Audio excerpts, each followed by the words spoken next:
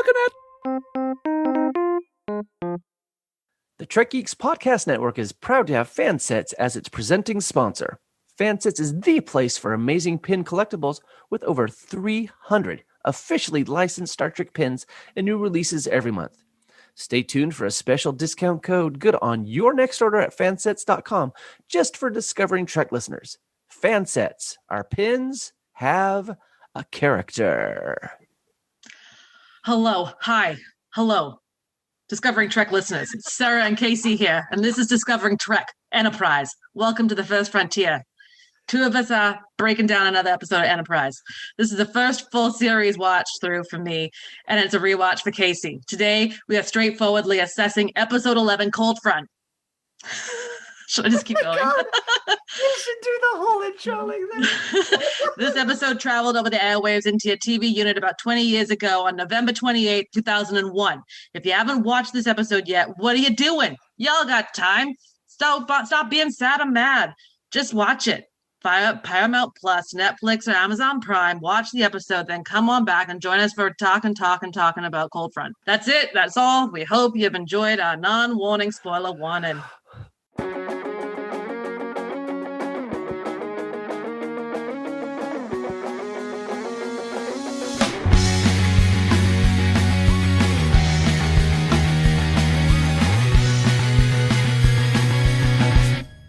Okay, then I don't even know if that was very Boston. It's just whatever it is.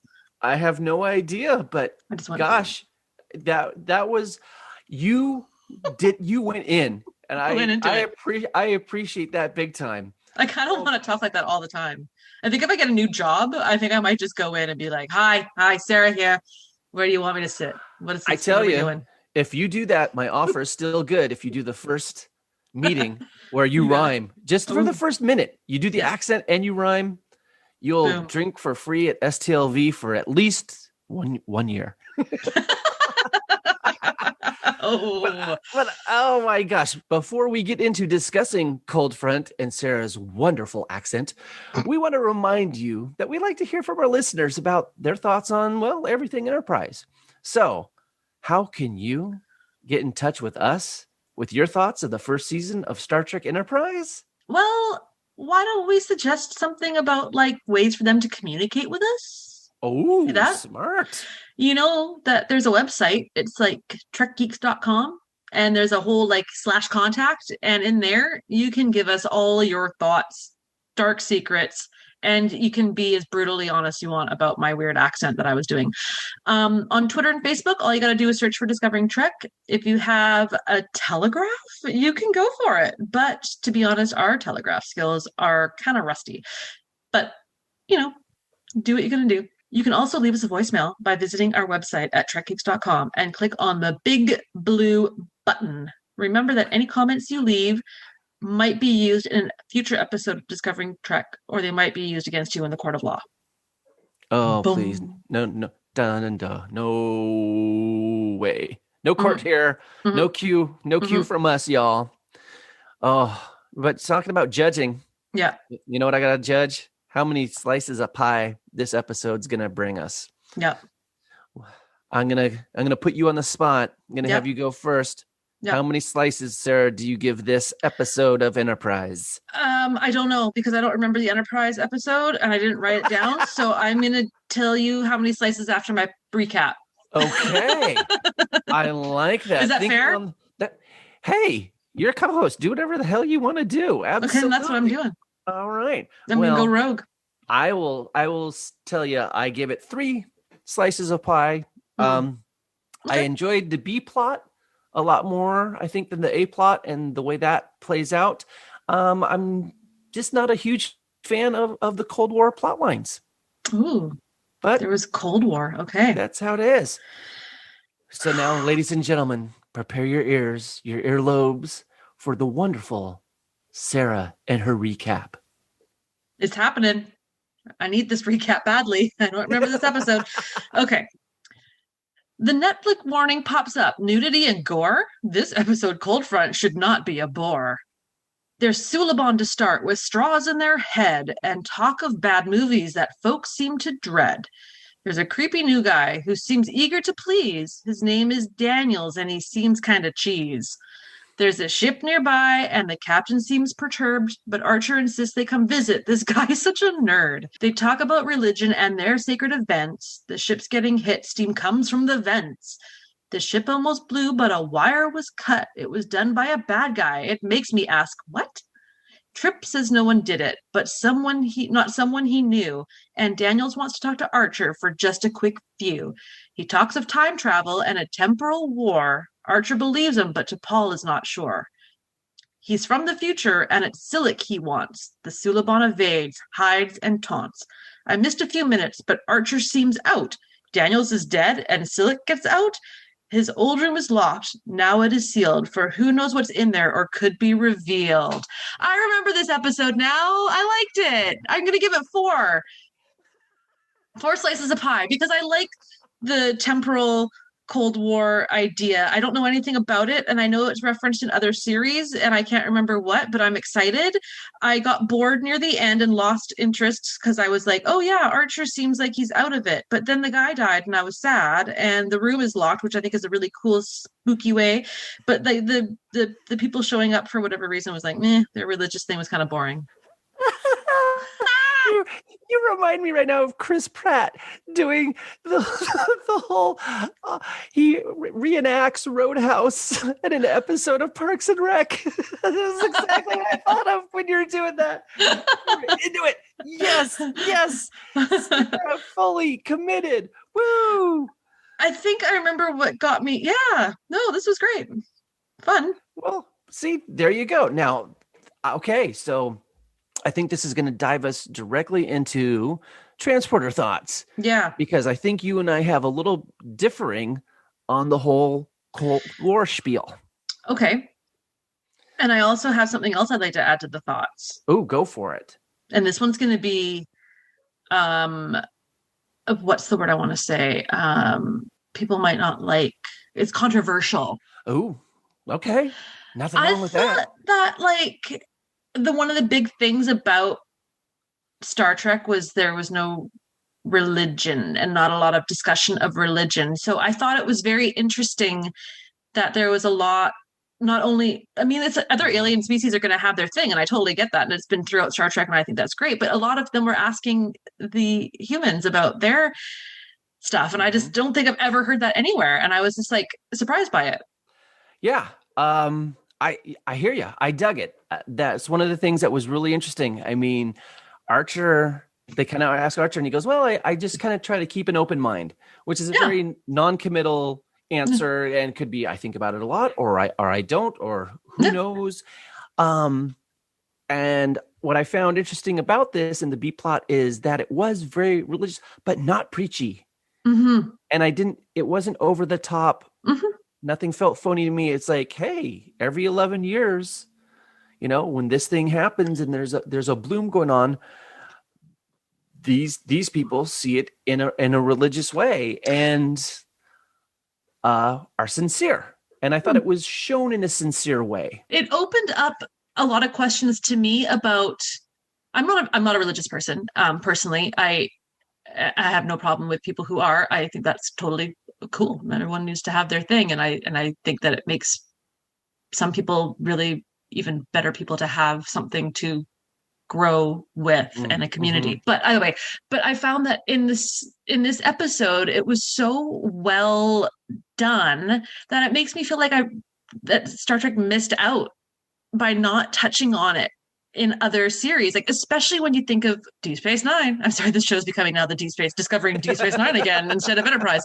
But that's such a heavy Bajoran prophecies that I think it would have been really cool to have had a little bit of conversation around what was it that Sisko grew up with believing with his family versus Bashir versus other humans, because whether we like it or not, it is a huge discussion amongst humans now. And there's so much variety and there's so much hate and misunderstanding and even like perversions of religions by extremists and stuff, that it's just so topical of the human experience. And so I feel like after watching this episode, I'm like, oh, I kind of would I never thought I'd hear myself say that. I kind of wish there was a little bit more of that discussion in other episodes of the series. Not a lot, but just to bring it up because it just makes you relate to the show and the characters that much more.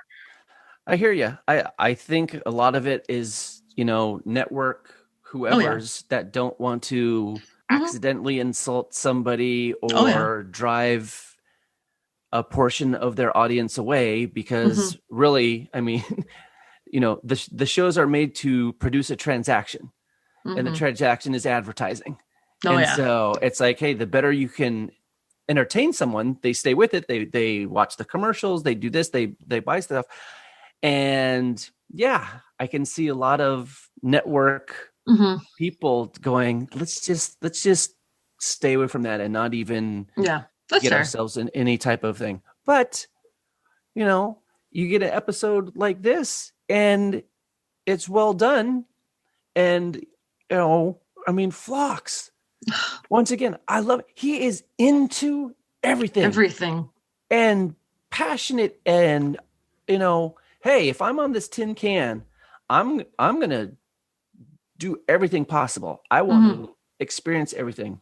Hmm. Um, and seemingly knowing more about different religions on Earth than Hmm. Archer does, Hmm. and he's rattling stuff off. And boy, there's just a sincerity and enthusiasm in that character, and even for other emotions doesn't tamp it down. It's just like, if he's kind of annoyed with Archer or something, you kind of see a look of yes, Captain, type of thing, but goes in. And I found myself more interested in that than the Cold War stuff because, and I don't know if it's because it's new characters and I just like Daniels, I didn't care that blown away at the end because there's no emotional investment for me yet in this Mm. character. Now, if we'd seen this character maybe a few episodes before doing the breakfasts or, serving the meals when there's other scenes in these other episodes, and it doesn't have to talk, but you see, oh, it starts building that this character's there. And Yeah. instead of, oh, here's the first time we meet this person. Right. Um, and future guy, at the beginning in that, it's like, well, you look like a human white male to me. So Kind of creepy. not, yeah, Kind of not. not Yeah. really interested in that. Now, Um, temporal Cold War. mhm. Where have we heard about this? When was it first referenced in Star Trek? Is it Deep Space Nine? Well, no, we had it at the beginning of this whole series. So In the original series, no, the pilot for this Enterprise. for Enterprise. Yeah, I know, but what I series was the first? Did they talk this about it this in Deep Space Nine? no, I don't think so at all. Oh, have they I don't mentioned it in remember it. Discovery then? Is there why do I feel like I've heard about the temporal Cold War referenced before in Trek? It might be in Discovery. They might have said something because of the whole deal with time travel. Didn't they bring it up to Cisco when the trouble with triples, trials and tribulations, and the dudes show up and they're all like, Well, yeah, they're the temporal guys of saying we don't want people going back in time and changing things. yeah, But I don't know if they okay, exactly talk about the temporal Cold War. I think this was a nice way for Enterprise to kind of segue into that, saying, hey, it was never specifically mentioned or not mentioned. ooh. So, yeah. Is it come up again more in Enterprise? Do you want me to tell you? I'm thinking that would be a yes then. Maybe, Maybe. maybe not. I think it probably does. When did he say it takes place? He's from 900 years in the future, he said? Yeah, so Daniels is, and it's Whoa. So he's like 100 years maybe ahead or a couple years ahead of Discovery. right. Because Discovery takes place how long after Enterprise? What was the time frame between Enterprise and the original series? 100 years. So I he's like believe. 800 years ahead of Yeah. Discovery. I mean, there's little threads here where if Discovery wanted to Get and that actor back as an older version. right, Hey. most definitely, where you can do these Mhm. retcon tendrils through everything, which might then give the stuff that they're doing in Enterprise a little more depth. When you go, okay, hey, This Yeah. stuff is going on more and more. Interesting. It would be. I think it would be. Hey, guess who we see again? Who? Porthos. Ah, I'm going to start doing Porthos sightings. yay. So second episode in a row. Now I Yeah. have a question for you, since we're both dog owners. Okay. Yes. Or dog cohabitators, because I don't think I own my dog. My dog owns No, me. he owns me. Yeah, right. exactly. Okay. So Silic is, hiding in Archer's quarters when Archer comes in to feed Porthos. Don't you think Porthos would have Sensed something? Well, he sensed it, but he would have torn the crap out of Silic of, here's a stranger coming into my territory. Yeah. And, I'm not just going to sit here. So when Archer comes in and is like, oh, I know your dinner's late. I'm sorry. I'll feed you. Porthos would just be dead staring at that corner. Unless Silic had treats in his pocket. Oh, Silic has bacon. He's got future bacon. God damn it. Too smart. I'd like future bacon. I'll take bacon that's from the past and from the present, and I love bacon. That would be good. And it's really good for you, too. Health food. Okay, here's a question for you. With all these guests that come over to the ship, and I love the grumpy captain of the transport ship. That would be me. What do you want? I don't know. I don't care. I'm like Turtlehead. He's like, dude, I think about people who maybe pilot ships that are doing stuff, or boats that go to maybe like a famous waterfall every single day, 2 or 3 times a day. And it's like, this is just my gig. Okay. People want to see this water. I am way done with it. I'm making money. That's fine. I'm a charter, whatever you got to be. So when all these guests come over to the Enterprise, where is their security chaperone? None, right? Right. I didn't see any. And they go down into engineering. And it's a free-for-all. It's just like, really? Is it just Trip and like one other dude that's not paying attention? Yeah.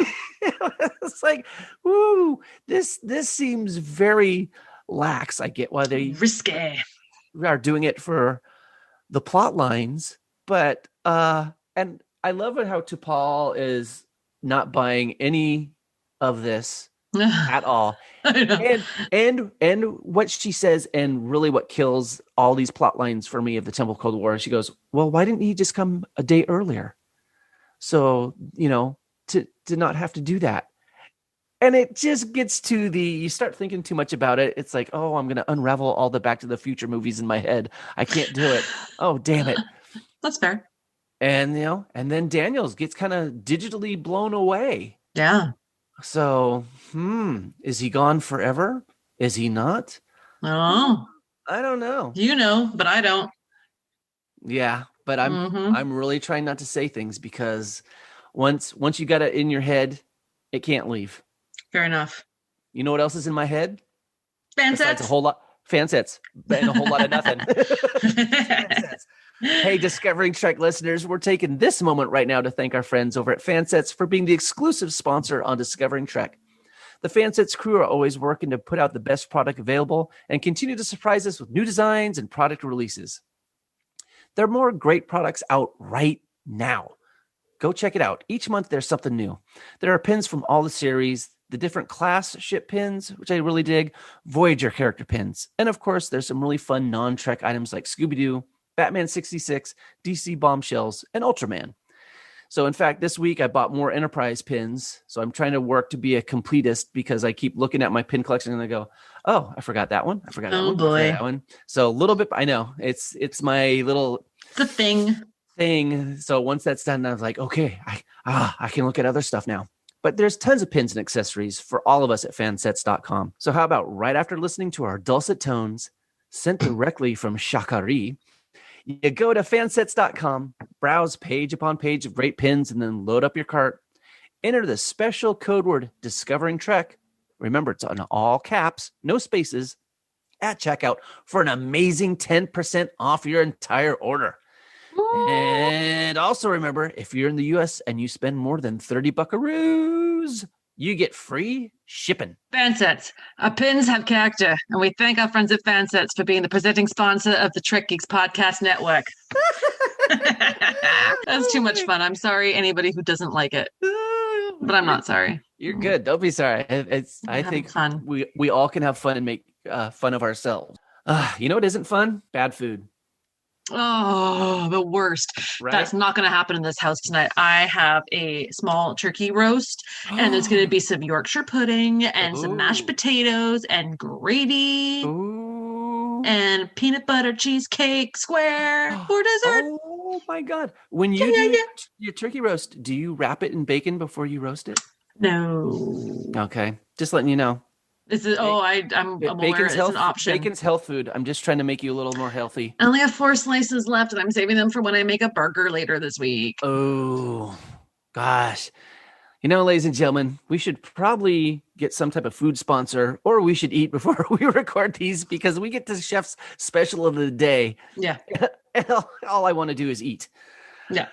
But since we're in the commissary, all right, let's talk some things here. All right. Future guy, temporal Cold War. Is this plot intriguing so far? I mean, do you find it something where you're looking forward to more of this in the future? I say yes for 2 reasons. One, I like that the idea of time travel war would just like make my brain go, and I just welcome that challenge. But also, if it means that we might get a little bit more sassy pants to Paul, I'm all for it as well. Okay. Yeah. I'm purposely like not saying certain things. And as I told Bill earlier this week, I try and not remember certain things in episodes so that I can experience this again fresh. And I wonder, because I go through it, I go, okay, Silik and Daniels, especially Silik, seem more pawns to me in whatever game is happening than being in charge of anything.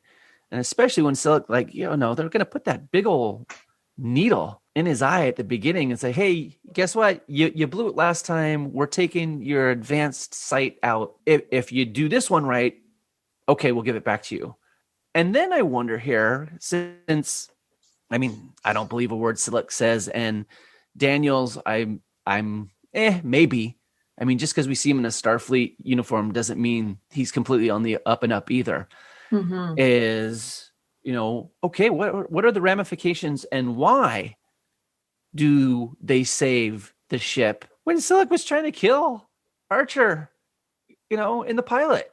Right. So I hear you on the brains being blown of trying to figure out what time travel stuff has to happen to edge the story a certain way for a certain faction to get what they want, with all these little tendrils going on, and heck, Daniel's cool little wrist finger button pushing, I'm going to walk through all the bulkheads type thing, which, hey, nice special effects. That was, nice green screen going on there. But I just, and it was very, I was noticing certain things like, hey, Archer, drops that at the end.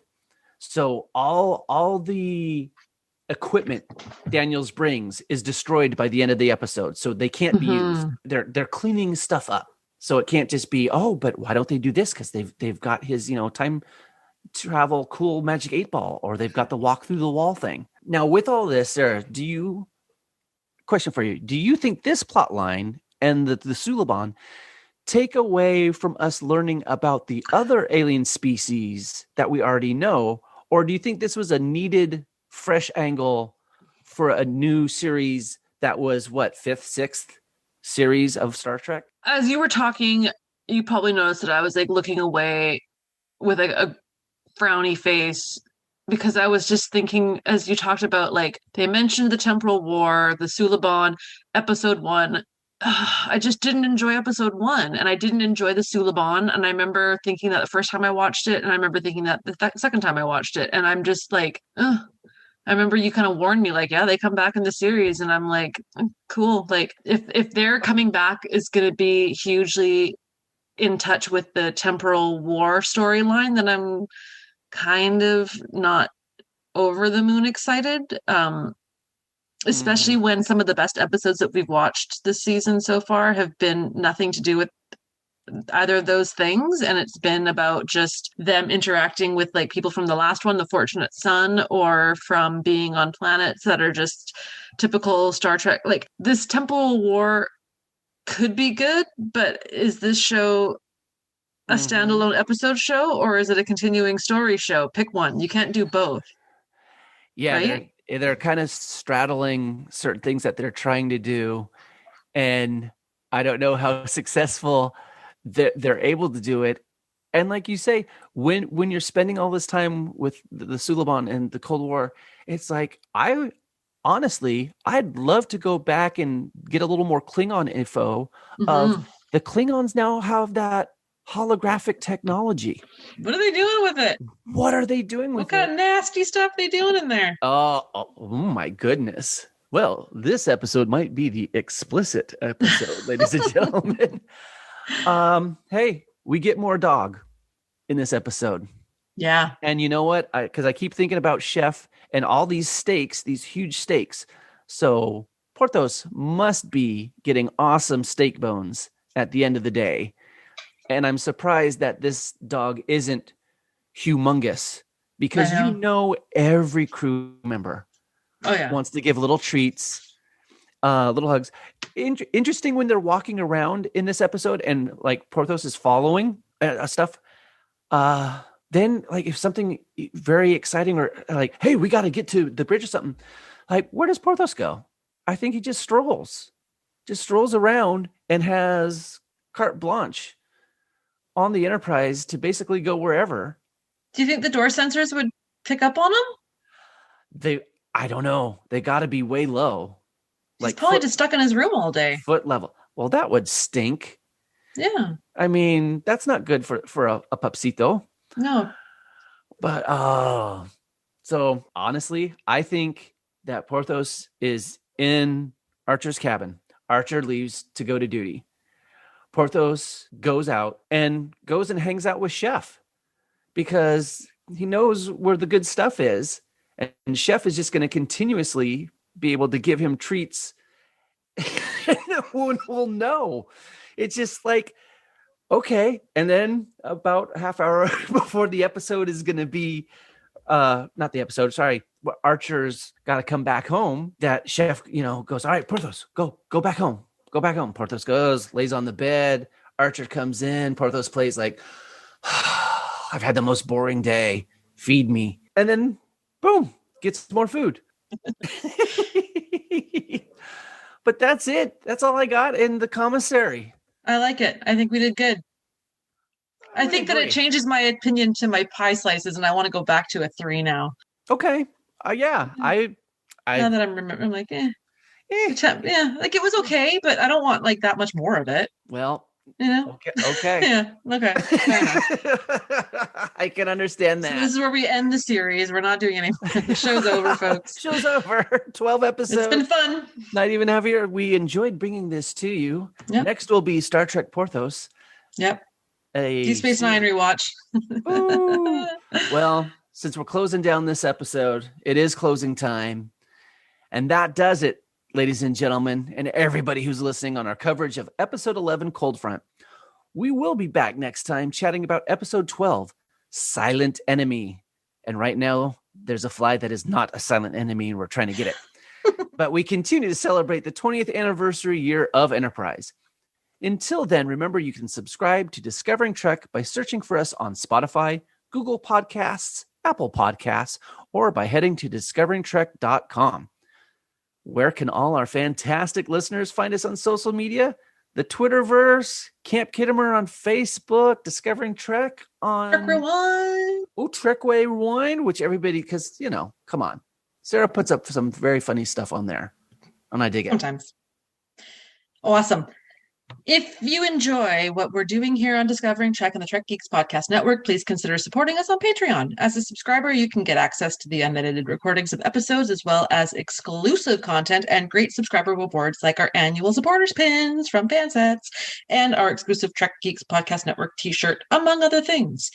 We would like to take a moment to recognize the following amazing producers of Discovering Trek. We are so thankful for their support. Producers are Mike Bovia, Chaz Bradshaw, Kyle Castillo, Peter Craig, Craig Ewing, Jackie and Chris Hackney, Kimberly Hartman, David Hood, Lionel Marchand, Matt McGonigal, Jim McMahon, Darren Metcalf, Charlie Mulvey, Sean O'Halloran, Jamie Rogers, Chris Trabuzio, Ken Tripp, Christina Werther, and Jess Vachon. The senior producer of Discovering Trek is Jude Tapman. Jude, glad you're here, my friend. Yes. And if any of y'all who are listening would like to become a producer of Discovering Trek, or even get access to the raw audio for Discovering Trek episodes, head on over to patreon.com/trekgeeks for all the details. Until the next great Plume, to the beam out. Music for Discovering Trek is provided by 5 Year Mission. They're writing an original song for each episode of Star Trek. Hear more of their music at 5yearmission.net. Discovering Trek is a production of Coconut Media Works. Executive producers Bill Smith and Dan Davidson. For more great Star Trek discussion, discover the other shows of the Trek Geeks Podcast Network at trekgeeks.com or find us in Apple Podcasts, Spotify, or your favorite podcast app.